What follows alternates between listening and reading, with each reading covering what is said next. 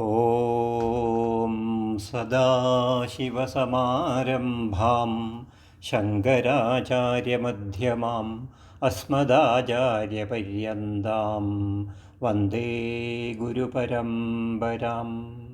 ഓം ഭദ്രം കർണേഭിഃ ശൃണുയാമദേവാഃ ഭദ്രം പശ്യേമാക്ഷഭിഃ യജത്രാഃ സ്ഥിരൈരംഗൈഃ തുഷ്ടുവാംസസ്തനൂഭിः വ്യശേമ ദേവഹിതം യദായു ഭദ്രം no അഭിവാദയമനഃ.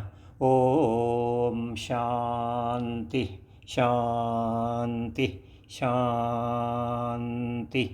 എല്ലാവർക്കും നമസ്കാരം. മുണ്ടകോപനിഷത്തിലെ രണ്ടാം മുണ്ടകത്തിലെ ഒന്നാം കാണ്ഡത്തിലെ ഒന്നാമത്തെ മന്ത്രം. തദേതത് സത്യം യഥാ സുദീപ്താൽ പാവകാത് വിസ്ഫുലിംഗാഃ സഹസ്രശ പ്രഭവന്തെ സ്വരൂപാഃ തഥാക്ഷരാദ്വിവിധാ സൗമ്യ ഭാവാഃ പ്രജായന്തെ തത്ര ചൈവാപിയന്തി. തത് ഏതത് സത്യം, ഇത് സത്യമാകുന്നു.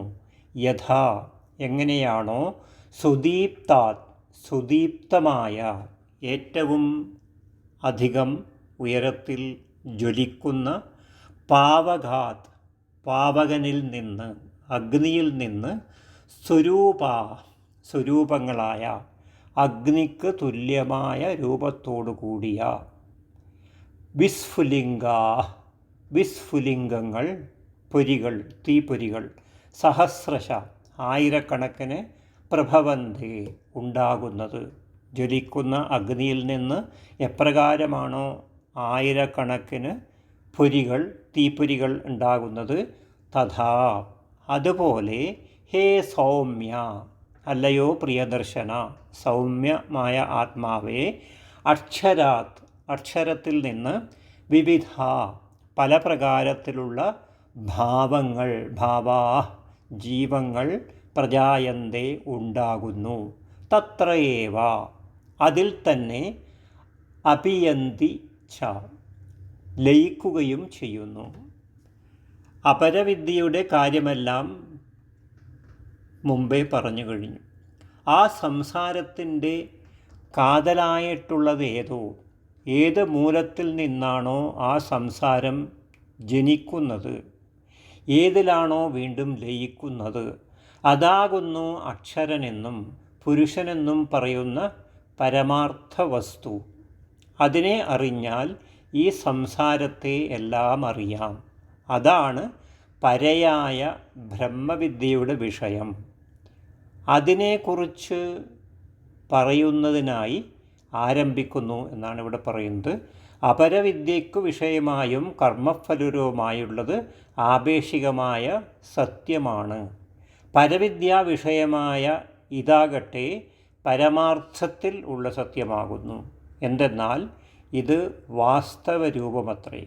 വിദ്യാവിഷയമായ ഈ സത്യമാണ് ശരിയായിട്ടുള്ളത് എന്നും അവിദ്യാവിഷയമായതുകൊണ്ട് മറ്റേത് അസത്യമാണെന്നും പറയാം.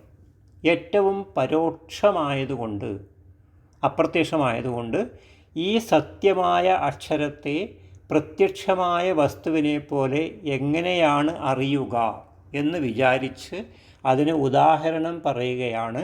നന്നായി ജ്വലിക്കുന്ന അഗ്നിയിൽ നിന്ന്, അഗ്നിക്ക് സമാനമായ ലക്ഷണങ്ങളോടുകൂടി അതിൻ്റെ അവയവങ്ങളായ പൊരികൾ, സ്ഫുലിംഗങ്ങൾ പുറപ്പെടുന്നത് പോലെ മുൻപറഞ്ഞ പ്രകാരത്തിലുള്ള ലക്ഷണങ്ങളോടുകൂടിയ അക്ഷരയിൽ നിന്നും പല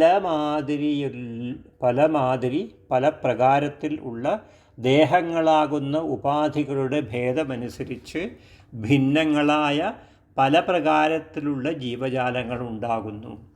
ആകാശത്തിൽ നിന്ന് ഘടം മുതലായ ഉപാധികളാൽ പരിച്ഛിന്നങ്ങളായ പലമാതിരി സുഷിരങ്ങൾ ആ ഉപാധികളുടെ ഭേദങ്ങൾ അനുസരിച്ചുള്ള ഭേദത്തോടു കൂടി ഉണ്ടാകുന്നത് പോലെ വിവിധങ്ങളായ നാമരൂപങ്ങളാൽ ഉണ്ടാക്കപ്പെടുന്ന ദേഹങ്ങളാകുന്ന ഉപാധികൾ ഉണ്ടാകുന്നതനുസരിച്ച് അക്ഷരനിൽ നിന്ന് ജീവഭേദങ്ങൾ ഉണ്ടാകുന്നു എന്നാണ് പറയുന്നത്. അതാണ് സാരം.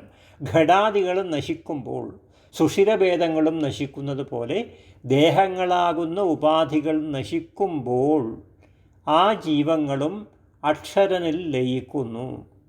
ആകാശം സുഷിരഭേദങ്ങളുടെ ഉൽപ്പത്തി പ്രളയങ്ങൾക്കു നിമിത്തമായിരിക്കുന്നത് ഘടം മുതലായ ഉപാധികൾ നിമിത്തം മാത്രമായിരിക്കുന്നത് പോലെ അക്ഷരൻ ജീവങ്ങളുടെ ഉൽപ്പത്തി പ്രളയങ്ങൾക്ക് നിമിത്തമായിരിക്കുന്നതും നാമരൂപങ്ങളാൽ ഉണ്ടാക്കപ്പെടുന്ന ദേഹങ്ങളാകുന്ന ഉപാധികൾ നിമിത്തം മാത്രമാണ് എന്നാണ് ഇവിടെ പറയുന്നത്. അപ്പോൾ ഇവിടെ അപരവിദ്യയുടെ കാര്യങ്ങൾ കഴിഞ്ഞതിന് ശേഷം പരമാർത്ഥ വസ്തുവായിരിക്കുന്ന അക്ഷരത്തെക്കുറിച്ച് പറഞ്ഞ് ആ അക്ഷരത്തിൽ നിന്നാണ് എല്ലാം ഉണ്ടാകുന്നത്, ഉദ്ഭവിക്കുന്നത് എന്ന് അഗ്നിയിൽ നിന്നും തീയിൽ നിന്നും തീപ്പൊരി ഉണ്ടാകുന്നത് പോലെ ഒരു സ്ഥലത്ത് തീ കത്തിച്ചു കഴിഞ്ഞാൽ ധാരാളം പൊരികൾ അതിൽ നിന്നുണ്ടാകുന്നത് പോലെ ഇതിൽ നിന്നും പരമാർത്ഥമായ വസ്തുവിൽ നിന്നും പരമായ വസ്തുവിൽ നിന്നും ജീവജാലങ്ങൾ ഉണ്ടാകുന്നു എന്നുള്ള കാര്യമാണ് ഈ ഒന്നാമത്തെ മന്ത്രത്തിൽ നമുക്ക് പറഞ്ഞു തരുന്നത്.